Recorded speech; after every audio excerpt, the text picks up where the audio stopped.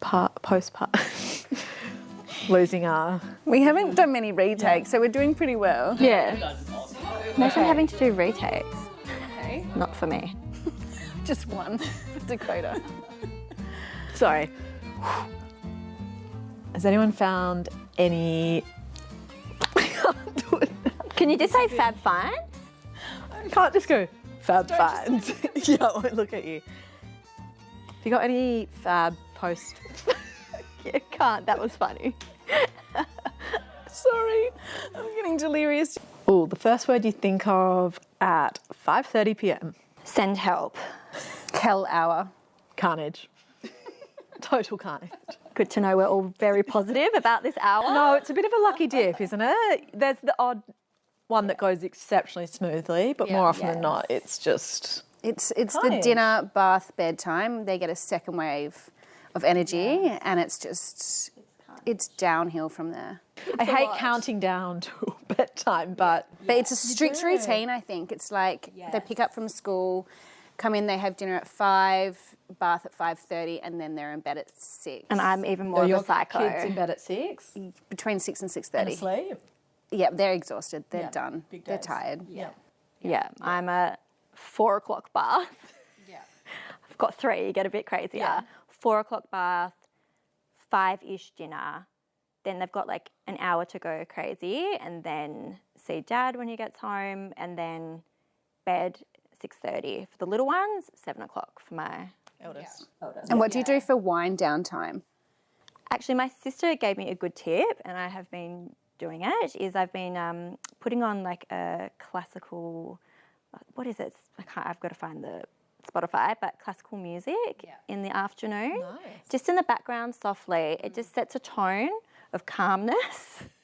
And that usually gets interrupted when my husband gets home and puts on some crazy R&B and dances with them just before bed. Undoes all your hard work. Consent in regards to children under 3 changing nappies. What is your first word? I would say respect. You know, I think it's a funny one because in terms of under 3, what do they understand? But having a little girl, I've always been very protective of the way she's raised, learning what's hers, what needs to be kept private. And Marley went to a Montessori daycare and they said from, you know, the baby rooms, they would ask them, you know, can we change your nappy now? Is that okay? Obviously they can't respond, but I thought it was a nice thought that they're learning at that age as a baby and as a toddler that it's their choice. And I mean, but it does get difficult when you've got a 2 and 3-year-old and you're like, come here with that pooey nappy, and they're like, no, and just running, you know, like, but I think teaching them consent is very important from a very young age, especially having a little girl. It's really interesting. I hadn't thought of that side of it so much. I was like, obviously, I'm their mother. Yeah. I'm going to change your nappy whether you like it or not. But when you put it in the perspective of a stranger, it makes a lot of sense. Yeah. It makes sense. And I actually have never thought of it either. But I think it's a good thing. I think it can't hurt. It can only be a positive thing. I don't know if I would do it myself at home. No. You don't have time. No. You just chase them. You just come here. Yeah. Are you okay with this? Yeah. Hold them down and get that nappy off with the toddlers. But yeah, I think in daycare, I think it's a really nice thought and one I just have never thought of. Yeah. Yeah. I don't know, like Alfie's just started rolling every time I'm trying to change his nappy. So do I take that as a no? Like, you're getting a nappy on, honey. Yeah. First word I think of when I think of motherhood, roller coaster. What's your first word when you think of self-worth? I would say confidence, like needing your confidence, being able to, you lose your confidence after having a baby a lot. And I think that's why work was so important to me after having children, because you can lose your identity, you can lose your self-worth.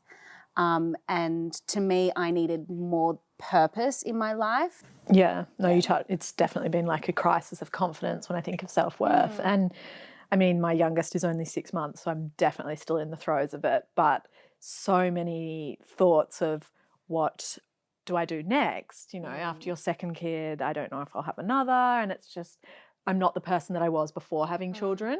How do I hold on to some of that, but also create a new identity, because you are a new person? Yeah, definitely. I think I found, getting confidence back. And figuring out what you want to do in life. Yeah, I had a business through my first and second and continued working, went back to work. Well, pretty much straight away. You don't kind of stop when you have your own business. But then baby number 3, I stopped running my business so heavily and thought I'm just going to really concentrate on motherhood and I really want to enjoy this. But shockingly, I actually found that harder. Yeah. I don't know if it's because I had 3, but I found that harder, that I didn't have an escape from motherhood. From some of, motherhood can be really boring. Doing washing every day, planning what you're going to eat. Like, obviously you have beautiful times with your children and moments of joy, but a lot of it can be very mundane and boring, what I would consider boring. Especially when you've got a pre-kids. baby that doesn't talk. Yes, and you're home by yourself all day or through winter, you've got sick kids, like it can be a bit boring. So I struggled just doing mum, and that shocked me because I was always thinking through my first and second, I would love to stay home. And now I've gone back to work and summer's 9 months and I couldn't be happier doing 2 days a week. It's not, that's a really nice balance. A beautiful balance. The 5 items in my bag would be sunnies, lip gloss, wipes, definitely wipes, toy cars, and snacks, heaps of snacks. Self-care. Yeah, I sometimes take the bin out because it's Definitely not my self-care time. really Struggling.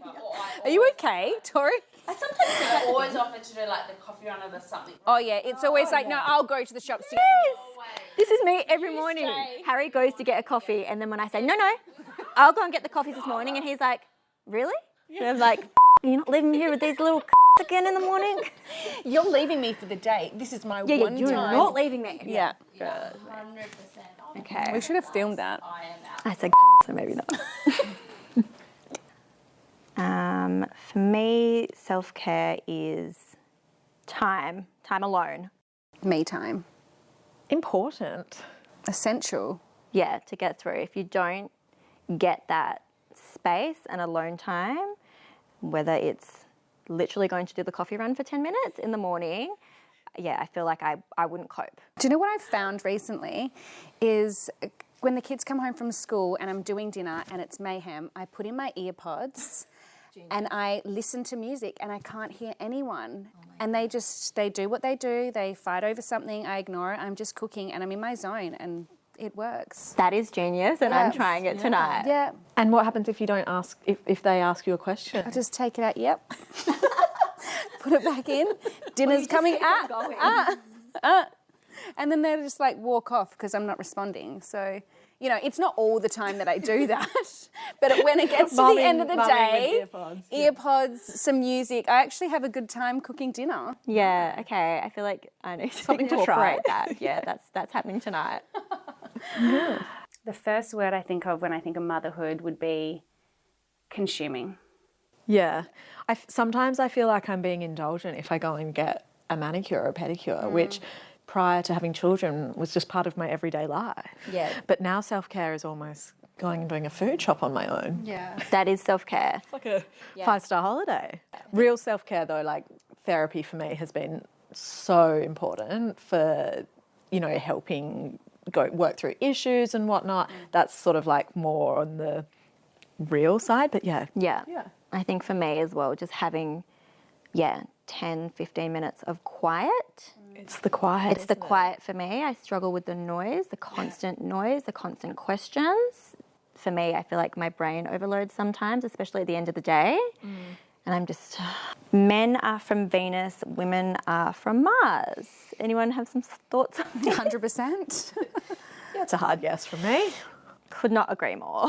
Yes, my 7-year-old daughter was she's such a girl, and I used to just take her everywhere with me, to cafes, even out for a wine with the girls. early, obviously.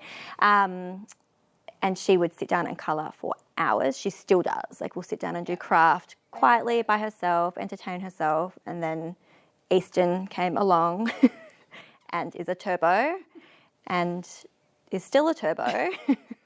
And we're still adjusting to that. Yeah. But it's full on. He is so much more physical. You need to physically wear him out more. Yes, yeah. Like, go to the park, like, get all his energy out, like, 3 times a day. Yeah. And he's just more demanding as well, just more demanding of my attention. He's definitely cuddlier as well, which I heard from a lot of people that boys are more sooky and cuddlier when they're little, and that's definitely been the case for us. It's a big adjustment when you go from a girl to a boy in my experience anyway. So, but in saying that, if I was to have another child, I'd love to have another boy.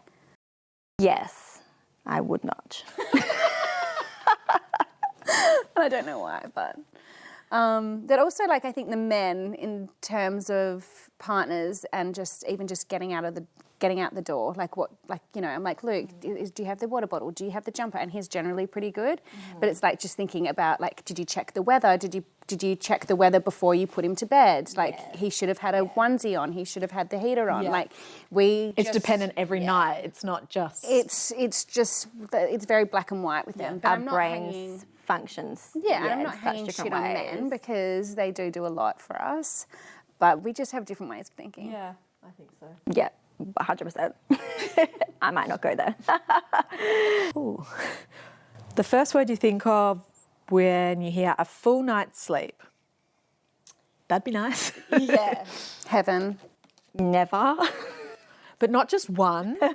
Consistently having a full night's sleep is important because one just doesn't cut it. No. If anything, I find when I do get a full night's sleep, I feel worse the next day. Agree. I feel like you need 3 in a row to have some sort of a catch up. Yes, at least 3.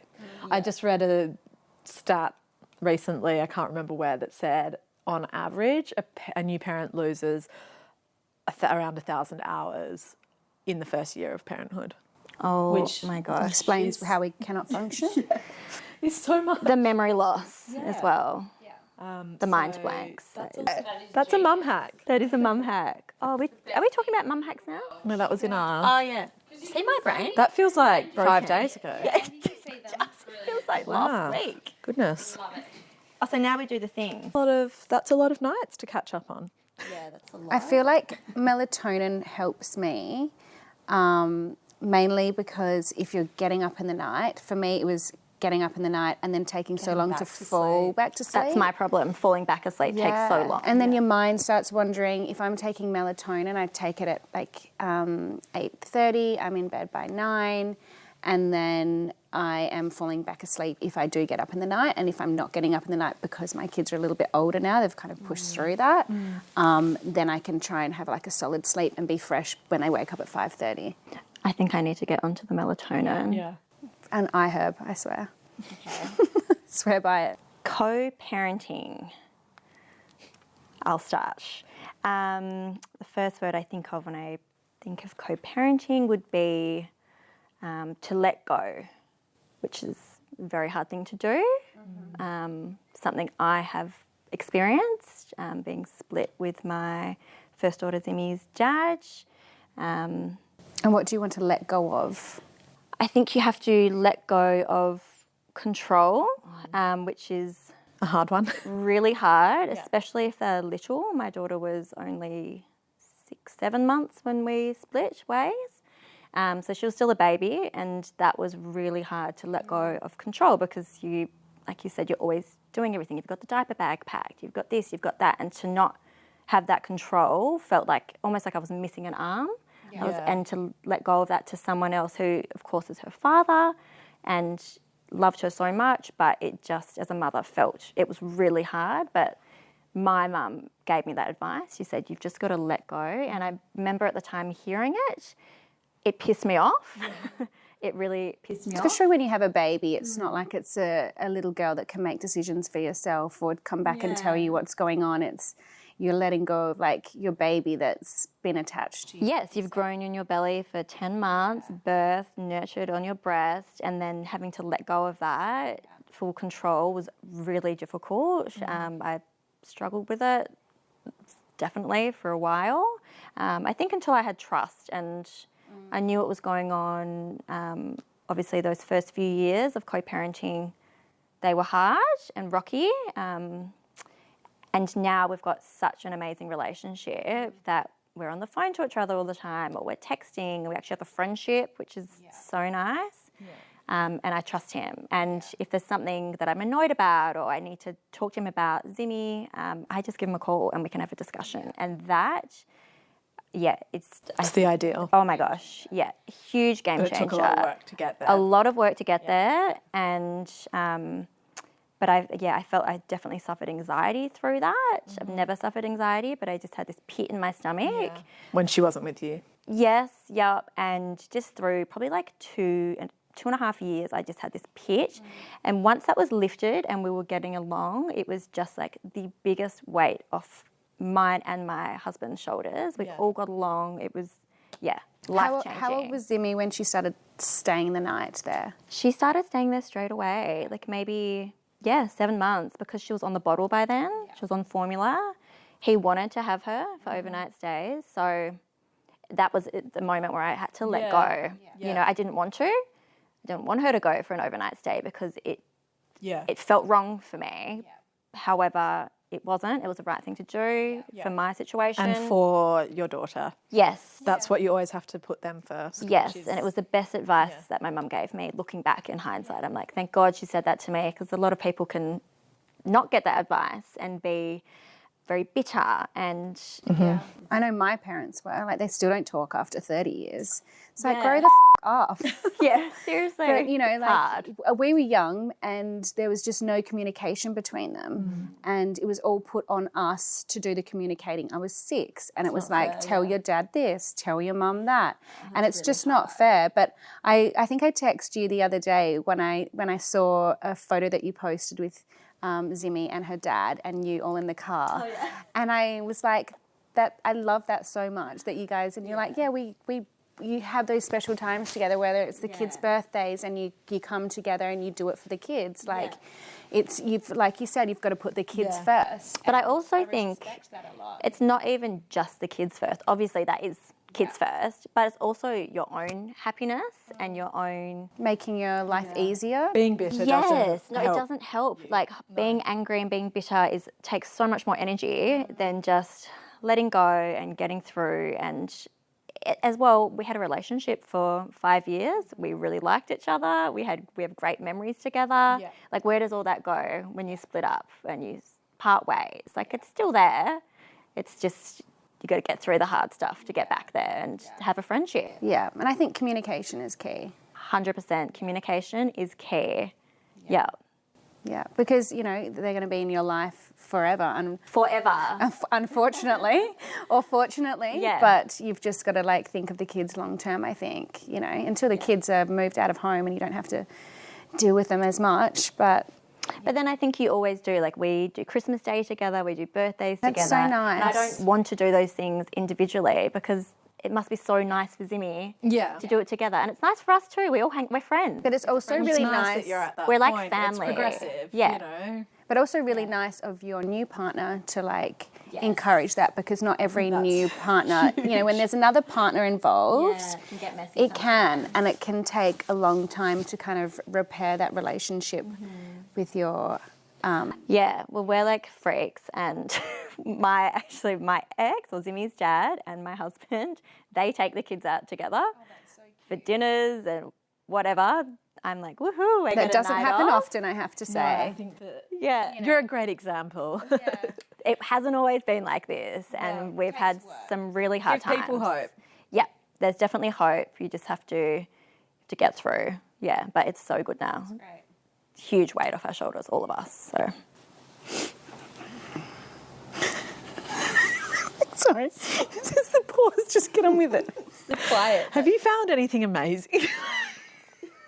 Why can't we do this? Do we have to say fab find? Yeah, that's what Tori said. Okay, I'll just say, have you got any postpartum? Put myself together, okay? I'm crying. watched the whole show. I'm like, does that have to be the first word? Oh, Okay, sorry. Don't get me going. Okay. So I have something amazing that I have to share. oh, do share. The other day, I was at breaking point, where I am a lot. Extra breaking point. Yeah, with my second little one, Easton, who's 3, my only boy. He's just an absolute turbo. I feel like you guys know that. Everyone that knows me knows that I think he's a turbo. Anyway, he has been quite difficult with his behaviour, tantrums. Yeah, it's been a full-on winter, I think, because he's been sick Cooped a lot. up as well. Sick a lot, and then needing to stay home and rest, but he's got so much energy still, and it's just been a difficult year.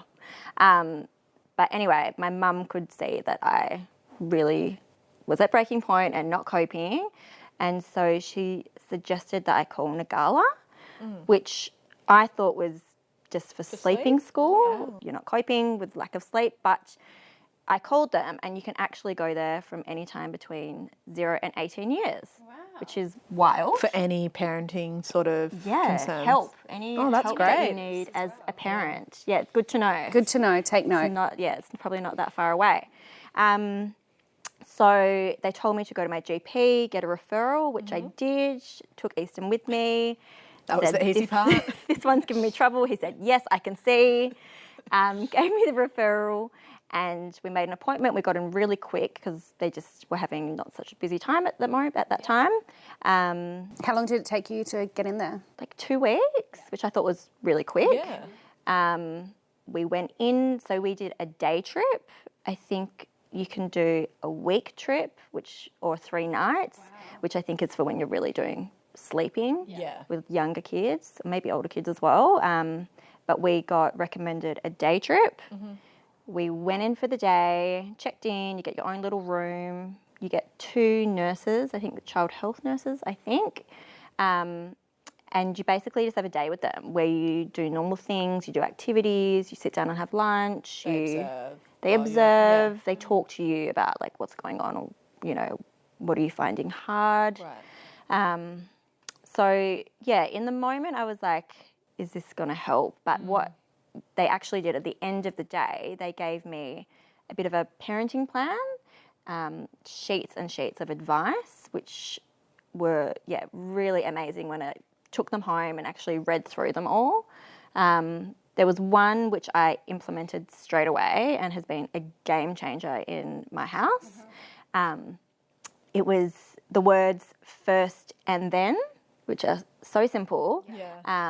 But for instance, if we're sitting down for dinner, Easton's eating his dinner and he decides, nah, I don't want this anymore. I want the yogurt in the fridge, or I want a banana. I would usually say to him, no, it's dinner time. Eat your dinner.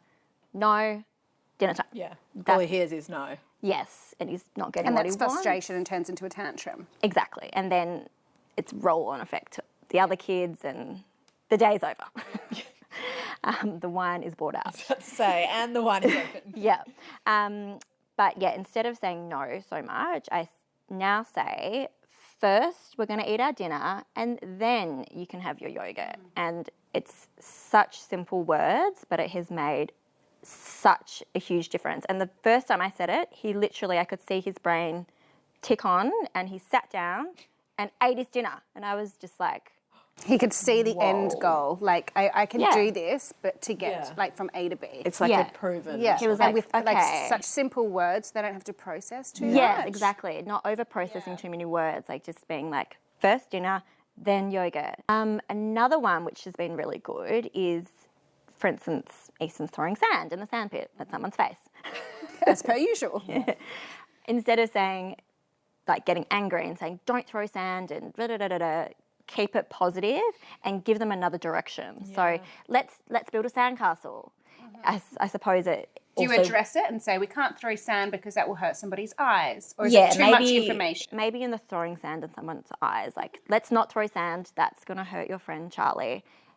let's build some sandcastles together, and then give them another activity as such, or it's like a distraction as well. Yeah. Let's do something else, and you might have to get involved in making that sandcastle, but they're like, okay, and they will quickly stop. So keeping it really positive, instead of no, don't. Yeah. Obviously, you can't do that all the time. Sometimes you got to say no, and that's just how it is. But as much as you can, keep it light and positive, and give them another direction. And does the government fund this? Yes, It does. Pretty sure. You don't have to. I'm pretty sure pay it's a anything. government funded thing. You know, you do Private have to pay. health covers it. Yes, so we You pay Easton the and hospital I, admission. yeah. excess. So we had. But because you've already had summer this year, maybe. I was at a premium. I'm not sure, but we both paid. So I had to pay for myself to go in for the day, and Easton, and we both have private health. But the gap payment for both of us, I think, was $96 for me and $96 for Easton, which I thought Super affordable for the day. a full day of And all the information I got to take home, it was just like well worth it. The hack that I'm using at the moment was actually shared to me by my husband. I think he saw it on TikTok or something, and it's been particularly helpful for me. My little girl, Summer, has been teething, so we've been having to give her Panadol every now and again. What you do is you get a syringe with whatever medication it is, pop it into a bottle top, and then she can suck it, and it has just made such a difference when she's teething, because I don't have to force a syringe down her throat. So life-changing. Okay, I have got a product which is a little bit strange. Where does that go, Tash? It goes where you think. I have heard of these. This is called a lufty. I've never seen one. It is a little rubber tube, and if you have got a colicky baby or a baby with trapped gas, this is your best friend. Okay. I think they're really popular in the States and Europe. Are they squishy? Yeah, it's pliable rubber or plastic, I guess. So it's soft, so it's not going to hurt them, and it's got this stopper so that it doesn't go too far up. Up. But There. bottom. There we go. Yeah, that's where it goes.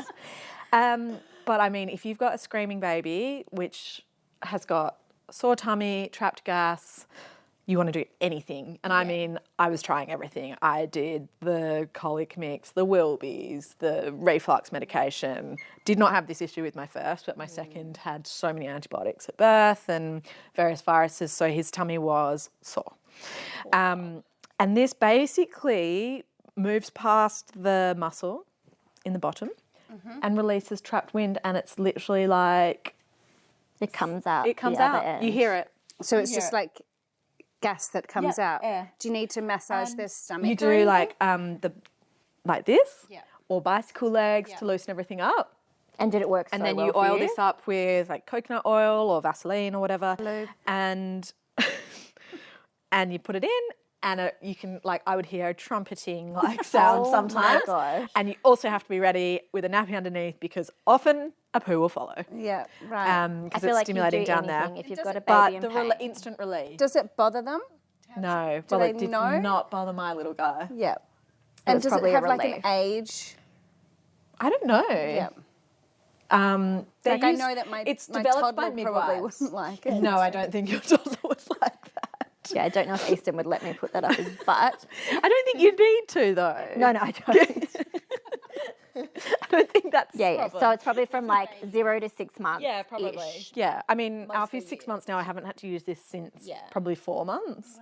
I never had that when No, I had Marley was When around. someone recommended this to me, I was like, no, that's a bit extreme.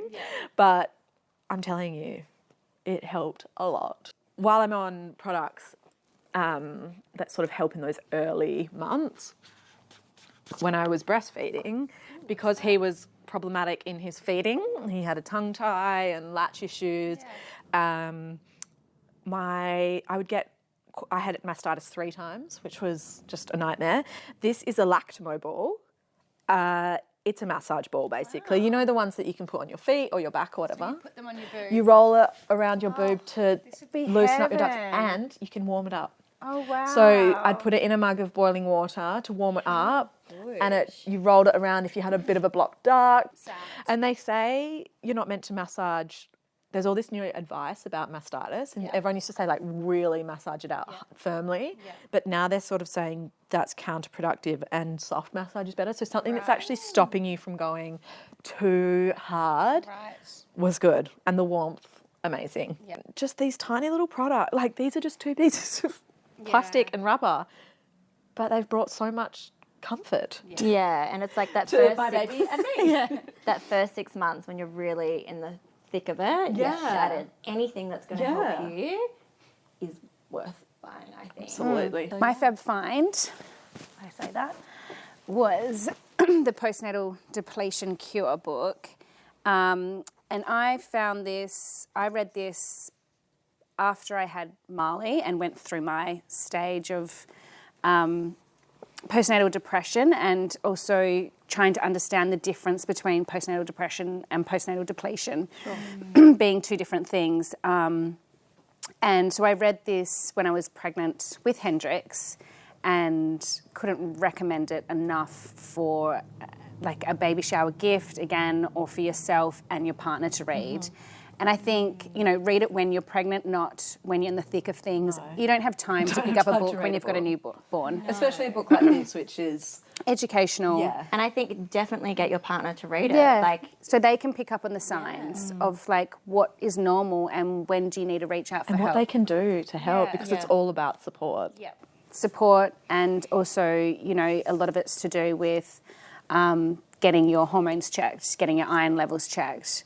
Realising the difference between like I'm exhausted and I'm depleted. The best hack would have to be getting a maxi pad straight after birth, filling it with water, putting it in the freezer once it's frozen, then putting it in your knickers. So another thing that I'm loving at the moment is this Anine Bing jumper. I love that.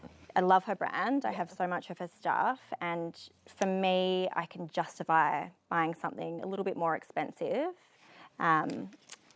because for me, it's cost per wear.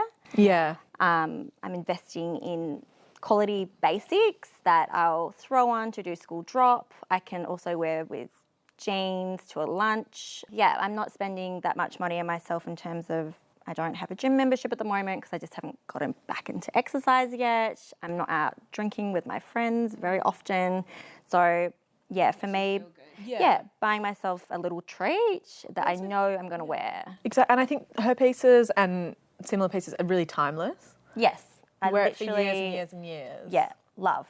I am really not depleted, but I've had the hair loss. Yeah. My nails are like all paper. The joys. Yeah, you know, After just pregnancy, 6 months postpartum, breastfeeding, sleep deprivation.